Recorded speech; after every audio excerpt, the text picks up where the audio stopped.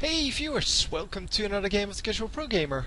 Today we are doing a match between AcerNerchio playing as the Zerg in the bottom right and a roxkisTitan in the top left as the Protoss player.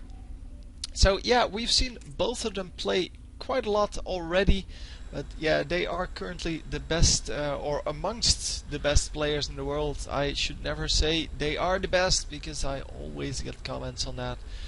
No man, there's this guy and they're way better. Yeah, I don't really care. I mean, these are really good players. They deserve to be mentioned as being the best players in the world. And they may not be the best, but at least among the best. So anyhow, we are going to scout around a little bit for both players. The Overlord coming out, the Scout coming out, Scouting Probe. And the Scouting Probe, yeah, he did not actually get discovered by this guy, but since it's forced cross map, apparently they can just run in straight to the enemy's bases. So yeah, we have the probe coming in here, going to scout that nothing is going on except for, well, the spawning pool and I guess an extractor trick. Yeah. So an early spawning pool here, which is going to mean early Zerglings, and he did see that. The 6 Zerglings coming out, and they're immediately going to go for the enemy base. What does he have that is actually up already? He has the forge. He does cancel whatever this was. I guess another pylon. And he is going to hope that this forge is coming up soon, because he is going to be in some trouble otherwise. The Zerglings, yeah, it takes them quite a long time to actually get in there, but he is going to have to make something. Oh, he's going to place a photon cannon in his base, so this is already dead. So very nice strategy here. Going to run around that, obviously, and now he's going to get that. Going to attempt to kill the probes here. With that, yeah, that must have been a really early spawning pool to have this many Zerglings in this early. Yeah, well, the probes are going to have to run all the way around. The cannon doesn't get cancelled, so he loses 150 minerals there. And he's going to have to hold off until this cannon comes up, because otherwise the forge and the pylon are going to go down. I still think it would have been better for the cannon does come up. It would have been better for the Zerglings to just attack this pylon and this forge. That way the probes would have been safe, and he got 5 probes, so that's still good. But he would have been able to well, to get a large advantage there. Now he killed a few probes, sure, but yeah, he's going to get one for free even. What's this probe trying to do, man? It's just going to get killed. There you go. So yeah, the probes early game, they are pretty valuable, I have to say that. But it's not like the Protoss player is super far behind now. He would have been super far behind if he lost this this combo. Because with the pylon and the forge gone, all he would have was 1 cannon, and then if you go for something like Mutilis straight off, so obviously, or Roaches, I guess would be good as well.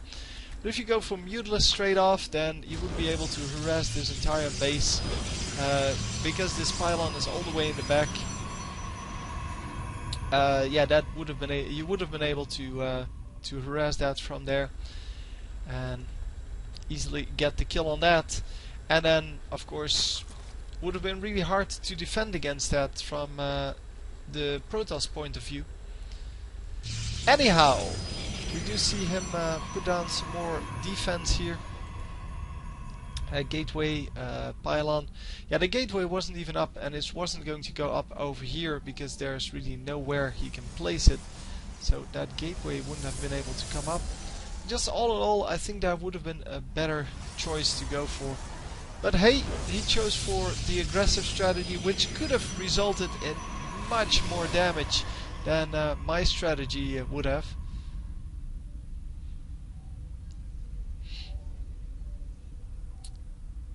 Yeah, and he indeed lost a lot of probes scouting. Well, already lost two probes scouting, I think. And let's see. Yeah, it is 10 workers killed now, so here come the roaches. The roaches are going to do a lot of damage. They can actually attack all 3 of these buildings, and is obviously going for the Nexus, because if he snipes the Nexus while there are no units available, all that's available is this one Zealot.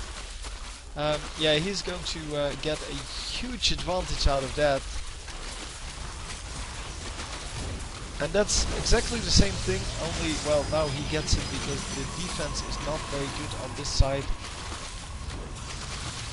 Yeah, with no scouting on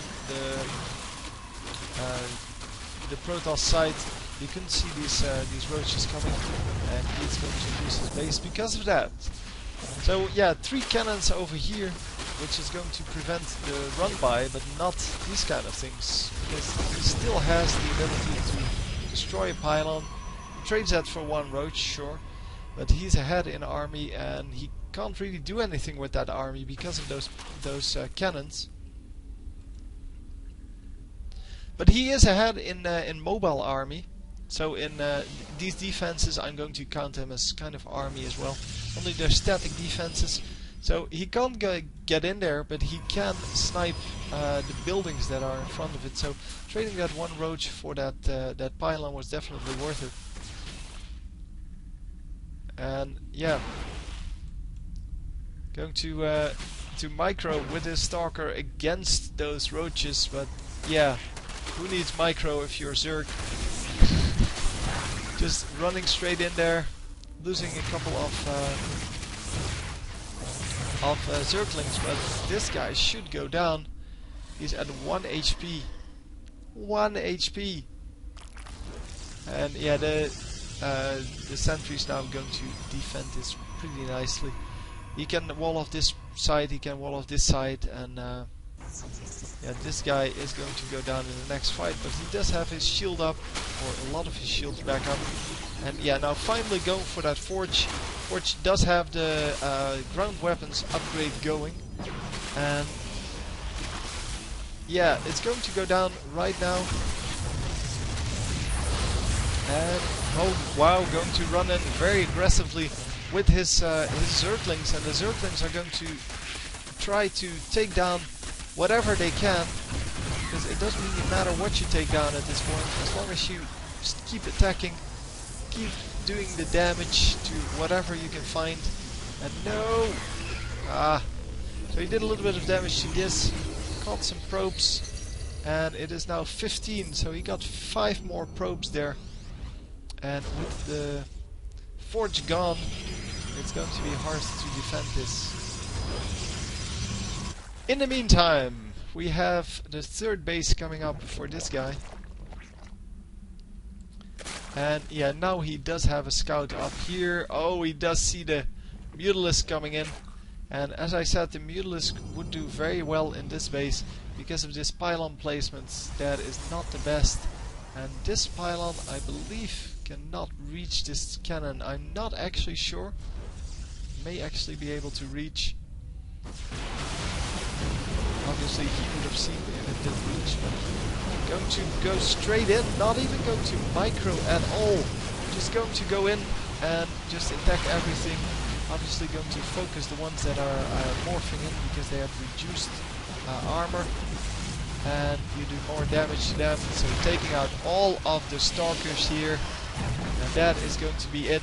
The rest of the army is over here. Well, it's not really a rest, but it can't attack air. And yeah, he's going to just harass the gas geyser.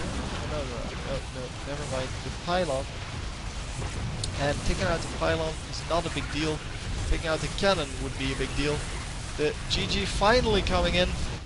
And yeah, that was just an excellent game. Full of harassment, tech switches, and in the end he just couldn't make it work. Anyway, hope you enjoyed, and I will see you next time. GG!